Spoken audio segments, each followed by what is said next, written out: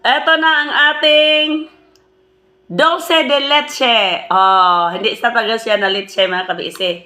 Oh, para siyang, kung kunin natin siya mga kabisi dito, para siyang peanut butter. Oh, yung ang ginawa kong dulce de leche. Pero pagkainin natin mga kabisi, masarap pa sa peanut butter. Masarap na masarap. Wala siyang kapantay ng sarap. Grabe ang sarap.